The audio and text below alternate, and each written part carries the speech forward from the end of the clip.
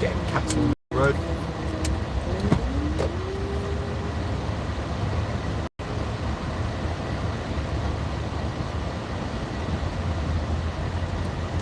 What's going on?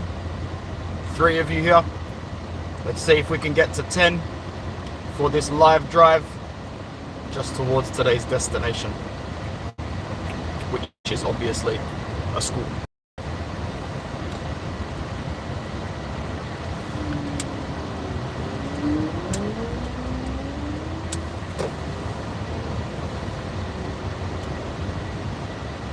Just let it ring down to the 1 minute mark. 4 of you here now. Let's just wait till it hits up 1 minute. Should be able to get 6 or 7 of you in here. 4 of you here now. Such a nice day out. Such a good day. Such a good day to be on your own flexible calendar. Yeah. Facts, Ashraf. Let's see how we go. Let's see how we go. Guys, can you hear me well? Can you hear a fan in the background? It's just because it's hot outside. Got the aircon on. I really shouldn't have put the jacket on before I got in the car, but if you're like me, you're probably one of those people that sleeps with a ceiling fan on, but not a blanket. Because, you know, you make a lot of sense like that.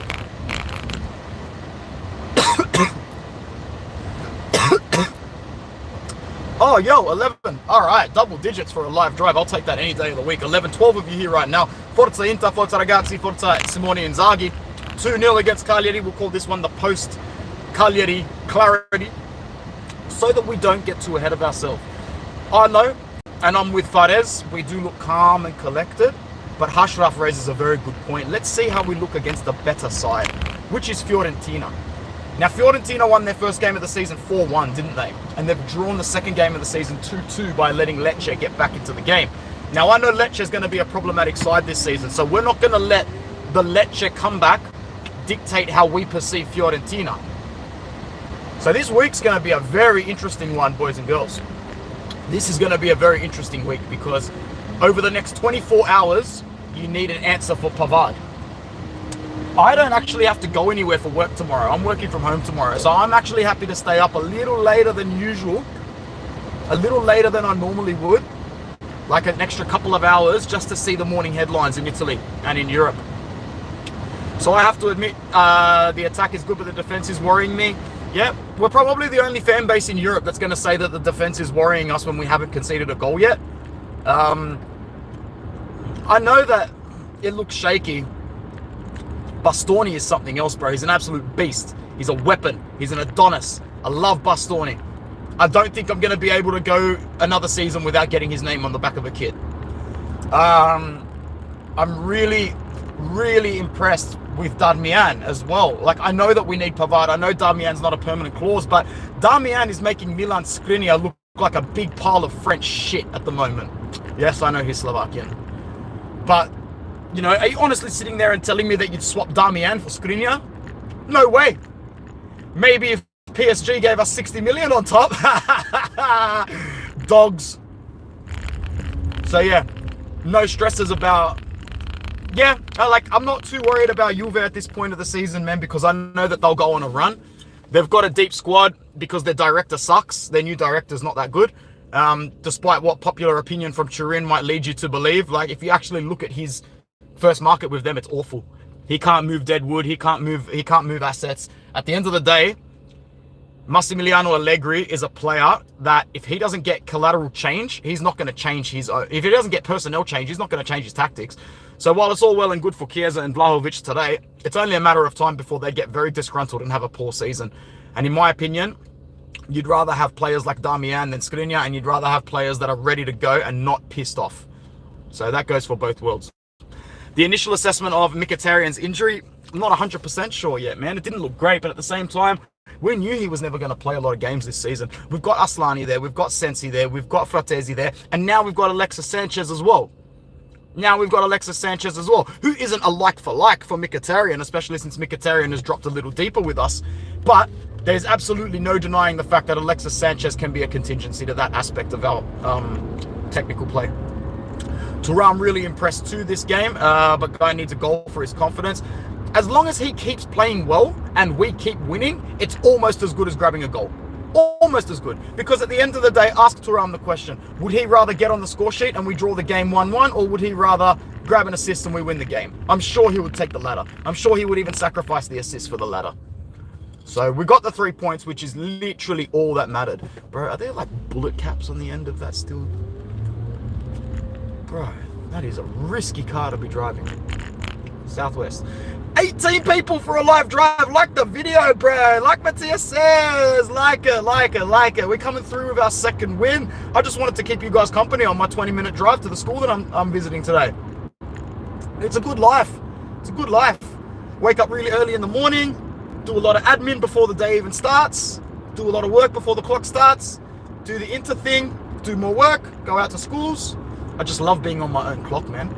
As someone who's never been on their own clock before in their life throughout working part-time jobs. I started working when I was 14 years old. 14 years old, and not once have I ever had the luxury of saying, I will start my work at this hour today. I will finish it at this hour today. I will interact with you today because I have chosen to. I will interact with you today because I've chosen to. Not being forced. It's great for your mental freedom, man. It's great for your freedom. As human beings, and especially as men, as we grow older, we tend to really despise the idea of just being told what to do constantly. So having that little bit of freedom in your day-to-day life, I find, is very important. Ciao, Ian. Good to see you, brother. Mighty Mo. Rosemary, ciao. Nice to see you. Reason why I say he needs to go is because Toro. Yeah. No, very well said, Mighty Mo. Very well said. When the going gets tough and it gets patchy, is he going to be able to rely on his individual confidence to get him over the line? That's a great point by Mighty Mo. Great point. Hola, never around, always around. Hello, Kreshnik. Great to hear from you as well. Drop your love hearts in the chat for Uncle Sharma as well. Brother got hitched this weekend. I don't even know if he's told anyone, so maybe it wasn't really up to me to divulge that personal information about him, and I apologize to him if that's the case, but big up to the brother there. Kind of ironic that both of us started doing inter-fan channels in the same year and we're both getting married in the same year. So big shout out to him. So if anyone's wondering why he's not doing content at the moment, it's because he is devoted to that very important period. Have I seen Dumfries saying to Inzaghi talks too much? Yeah, I thought it was funny. I did not think it was anywhere near as passive-aggressive as the media is trying to make it out. We're match day 2 and we've just won our second game. I highly doubt there is any sort of animosity whatsoever. If anything, all I'm seeing is vibes. Like, the mentality of this side is back at a positive level. And of course, this could all change with a bad result against Fiorentina. But I'm just working with the results we've got. I'm working with what I've got in front of me. Vibes are good. Vibes are good. I don't think you'll find one player in that dressing room upset at the moment. Denzel Dumfries has been one of the happiest players. Like, I know he always looks cross. I know he's always got this look on his face. But, really, Denzel Dumfries is always the one leading the dressing room celebrations when we have a big win, or when we progress through in the Champions League, or when we won a cup like a Super Coppa or a Coppa Italia. Get that boombox out, Denzel. Yes, I am getting married end of the year. Condolences to myself. Woe is me. Nah, I can't say that. Jokes, I can. Woe is me. Marriage is silly. Oh, man. Where are we going? Am I making the right? No, don't take this turn, Anthony. You will miss the school. Such a nice day. Such a nice day. I hope this is a nice day for the kids at this school. Hopefully I'll walk in and there's not too many behavioural issues at this place. I'm going to go ahead and predict 3-1 for us against Fiorentina. Nah, thank you, bro. Thank you, Mighty Man. You don't need to congratulate me. I've been with the beautiful girl for 10.5 years. I think it was about time. The fact that she didn't ask to get married until about 9 years in, I think she more than earned it, mate. So Fiorentina, gonna be tougher, but at the same time, especially if they lose Amrabat. If they lose Amrabat in the next couple of days, that'll really shake them up a little bit more. And then I'll say that we're going to go in there and we're going to beat them. But at the moment, this will be our biggest test of the season, obviously. But to do it at the Miazza, even better. Get that San Siro tax. Do I work on alarm systems? Hell no. Hell no, brother. I'm a learning well-being officer for the Department of Education. I've spent the last 4 years in behavior schools as an assistant principal, and now I've just gotten a little bump into that corporate industry where I can go around to different schools, not just stick to one school, and I can go and listen to their concerns, see what the challenged students are like in person, and see what supports I can extend and offer. Thank you for your interest. Am I looking forward to Spalletti managing the Azzurri? Damn straight. Damn straight. Damn straight. Forza Spallettone. Grande Spallettone, grande, as Mourinho said in that famous interview. You're a good guy, Kreshnik. You are a good guy, bro. Thank you very much for the nice words. And what a beautiful day it is to get a win. I said this yesterday that we needed to be opportunistic, gang. And you know who else said it really well? Big up Hakan, bro. Hakan is beasting it at the moment. Hakan's mentality is up there, bro. Hakan's mentality is up there. Sorry, busy roundabout. Just give me a sec.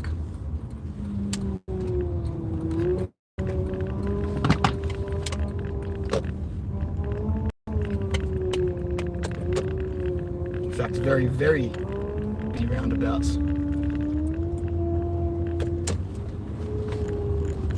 All right. Hakan said it best. We dropped too many easy points against smaller sides last season. We can't drop any more points. That's not the way it's supposed to be, and that's not the way it's going to be. And this is what I was trying to say yesterday, albeit without as much grace. You've already got an opportunity to showcase why you mean what you say you mean.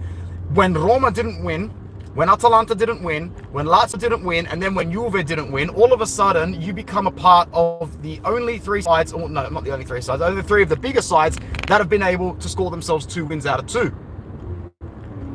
It's a statement. Because if we didn't win today, if we went to Sardinia today and played poorly, well then, as I said yesterday, every fan would have the right to go, yeah, we've seen Scudetto sides before. We've seen Scudetto sides before. They don't usually drop points to newly promoted sides. They might do it once or twice, but now you've just dropped points on match day 2. How many more points do you have to give in your final 36 games now, if you want to win the league? Making top 4 and having a challenging season for the league is not the same as winning a league title. You separate yourself when you win the league title. You're a part of the creme of the crop that decided to not F around from minute 1, from preseason. And that's where I really, really think that we need to be. And that's why I'm glad today that this Inter side did not look like for a second that they were not going to win this game. As soon as we turned it on, as soon as we scored that first goal, it was game, set, match. And the fact that we buried it in the 30th minute, I was calm for the rest of the game. I was very, very, very happy.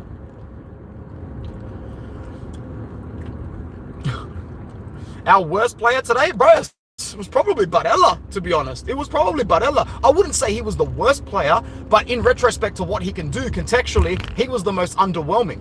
But like I said to Brother Mattia in our inter-worldwide chat on WhatsApp, this is going to be the season where Barella doesn't need to try and do everything himself, where Barella doesn't need to pull off something majestic to switch the game, where he doesn't need to score a goal to switch the game, where he doesn't need to play 95 minutes. Was anybody else not extremely refreshed when they saw Nico Barella walk off the pitch, not huffing and puffing? He looked a little disappointed in his performance, but he played 70 minutes and got to sit on the bench. Do you know how fresh that motherfucker is going to be for Fiorentina now? This is our biggest point of the season, boys. This is our biggest talking point of the season, is the shortening in the gap between first team quality and bench quality. Quadrado, Arnautovic, Augusto, Sensi, and Fratesi.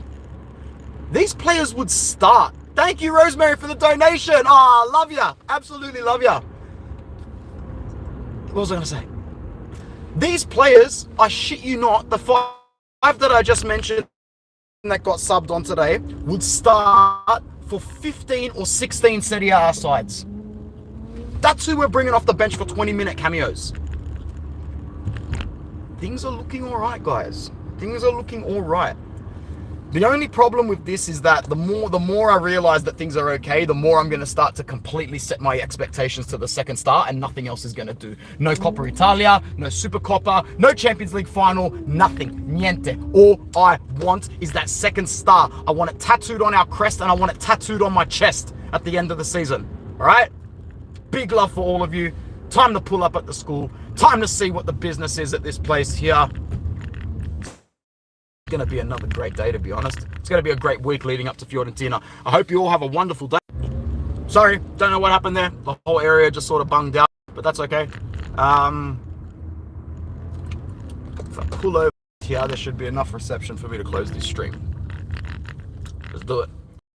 Yep, great to get the win, Tim. Hakan over Brozo. Yeah, Brozo rotting away in the Saudi League, doing absolutely nothing. Absolutely nothing. You're funny, Mattia. First half was fantastic. We didn't let Cagliari play at all. Yep, remember, Barella won't want to cause any trouble given it's Cagliari. I actually thought it was a quite professional performance from him. My biggest gripe is that Aslani still hasn't gotten any minutes. That depth is looking good. 100% if you look at our 7-11. Absolutely. Absolutely. We got to get that win against Fiorentina, and then we got to go and win the derby. All right? Thank you so much, guys. Ciao. Forza Inter.